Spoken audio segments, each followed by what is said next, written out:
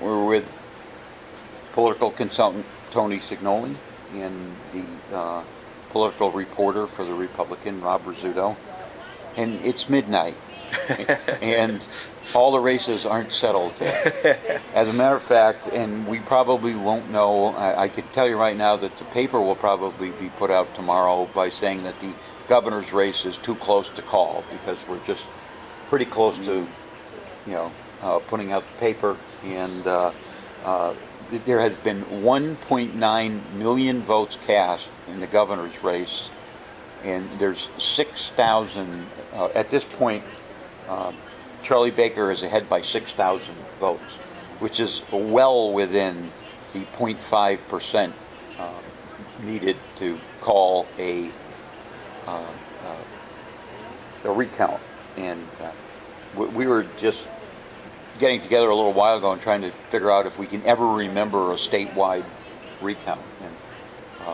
And this would mean all 351 cities and towns in Massachusetts. It's a lot of counting. Would have to recount their ballots. We don't know where this stands. We may not know. There'll definitely be 100% of the vote in, but it doesn't look like it's going to change much as far as the margin goes, which is less than 1%. So we'll get to that tomorrow. Yeah. There were a couple of close races locally. Eric Lester shortly before 11 o'clock called victory in his race with Deb Vronsky for the state Senate race, which Gail Canderas left to run for register probate. The Gail Canderas race is really almost too close to call at this point.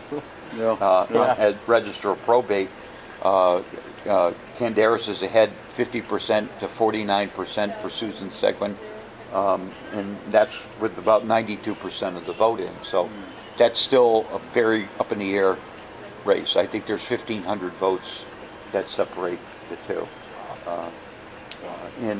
So there's a couple of races that we can call that have been called already. One of them, Jose Tosado, won his race to replace Sean Curran's seat in the House, the State House. And he'll be joining Carlos Gonzalez from Springfield, who also won a seat in the primaries as a state rep. So we'll have two Latino state reps from Springfield, which is a first. Absolutely, it's a first. It gives us some extra strength, the Hispanic Latino Legislative Caucus, the House Caucus, and that's a good thing, because I think that in Boston, they look at this. Speaker DeLeo takes a look at this and says, this is important. Springfield's got a delegation that's more representative now of its overall population. I think that's huge. You look at the makeup of the legislature on a statewide level, and now you have two Latino men coming from Western Mass that are going to be moving onto committees. Right. Who will join the third from Holyoke? Exactly. Yeah. Well said. Well said. That's right. Aaron Vega from Holyoke. Yeah. I think it's huge. No.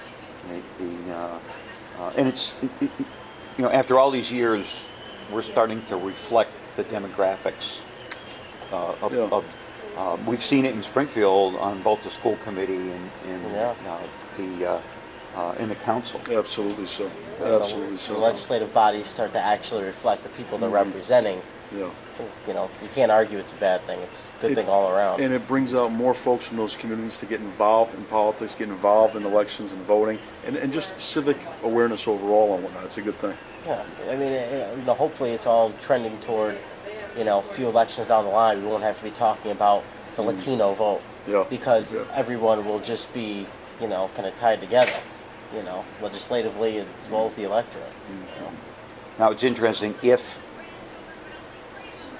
Martha Coakley does pull this off, she's going to have a lot to thank for Springfield, which went overwhelmingly in her favor.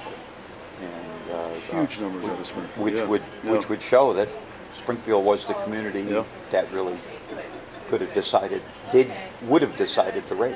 Absolutely. And I'll jump in right now and say it was because she was in my old neighborhood of Pine Point in Springfield, door knocking at 10 o'clock this morning. I was stunned by that. So I'm just going to put a little plug in for the neighborhood of Pine Point. I was amazed that after a rally here, we were talking about this earlier, that I don't know if she had a couple of minutes or what it was, and for some reason, she door knocked Marjorie Street in Pine Point, of all places. So I'll put in the plug for Pine Point, Wayne. Great. So I guess we'll be wrapping up for the night. What do you guys make of this whole day? Well, for me, I think it's been a really exciting day. Knew this governor's race was going to be close. Didn't know it was going to be this close. Still come midnight.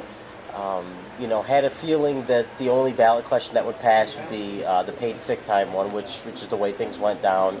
Was that your inclination with those two? Very much so, very much so. Because, even on the gas tax, people still are remembering $4 a gallon gas. And the other part of it, take a look at Western Massachusetts numbers on that. We viewed that one differently. We understood, this will take some money out of the coffers.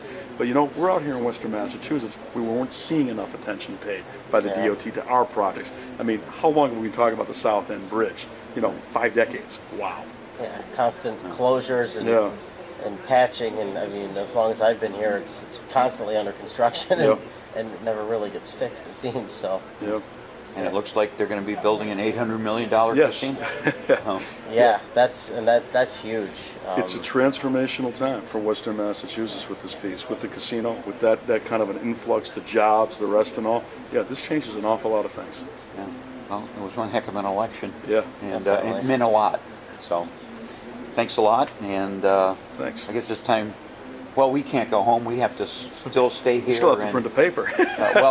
And we also have to make sure that we stay until the bitter end to get this up on Mass Live.